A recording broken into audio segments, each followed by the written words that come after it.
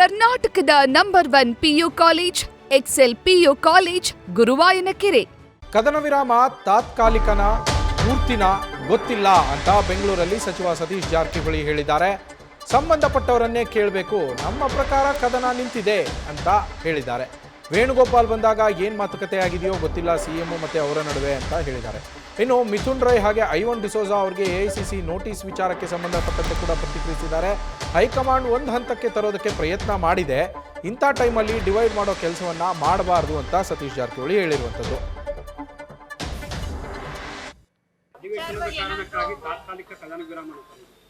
ಯಾವ್ದ್ರೆ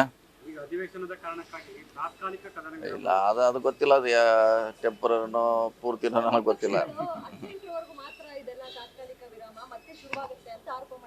ಗೊತ್ತಿಲ್ಲ, ನನಗೆ ಗೊತ್ತಿಲ್ಲ. ಅದನ್ನ ನೀವು ಅವ್ರನ್ನೇ ಕೇಳ್ಬೇಕು, ಸಂಬಂಧಪಟ್ಟವನು.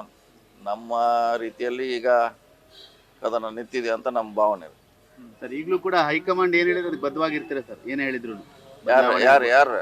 ಯಾರೇ ಬದಲಾವಣೆ ವಿಚಾರ ಆಗ್ಬೋದು, ಬದ್ಧವಾಗಿರ್ಬೇಕು. ನಾವು ಅಲ್ಲ, ನಮ್ಗೆ ಅನ್ವಯಿಸೋದಿಲ್ಲ ಅದು, ನಮಗೆ ಅನ್ವಯಿಸೋದಿಲ್ಲ ಅದು.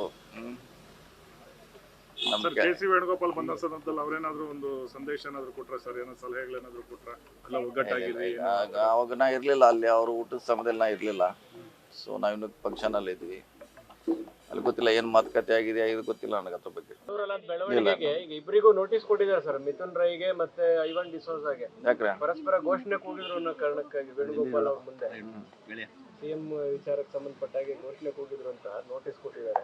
ಅಂದ್ರೆ ನಾಯಕರುಗಳು ಬ್ರೇಕ್ಫಾಸ್ಟ್ ಮಾಡಿ ಎಲ್ಲ ತಣ್ಣಗ್ ಮಾಡಿದ್ರು, ಇದು ಇನ್ನು ತಣ್ಣಗಾದಂಗೆ ಕಾಣ್ತಾ ಆಗ್ಬಾರ್ದು ಅದು. ಯಾಕಂದ್ರೆ ಇಲ್ಲಿ ನಾವೆಲ್ಲ ಹೈಕಮಾಂಡ್ ಅವ್ರದ್ದು ಒಂದು ಹಂತಕ್ಕೆ ತರುವಂತ ಪ್ರಯತ್ನ ಇದ್ದಾಗ ಮತ್ತೆ ನಾವು ಡಿವೈಡ್ ಮಾಡೋದು ಸರಿ ಅಲ್ಲ. ಪಕ್ಷ ಒಂದೇ ಗಟ್ಟಿಯಾಗಿರ್ಬೇಕಷ್ಟೇ. ನ್ಯೂಸ್ ಫಸ್ಟ್ ನಿರ್ಭೀತಿಯಿಂದ ನಿಮ್ಮ ಪರವಾಗಿ.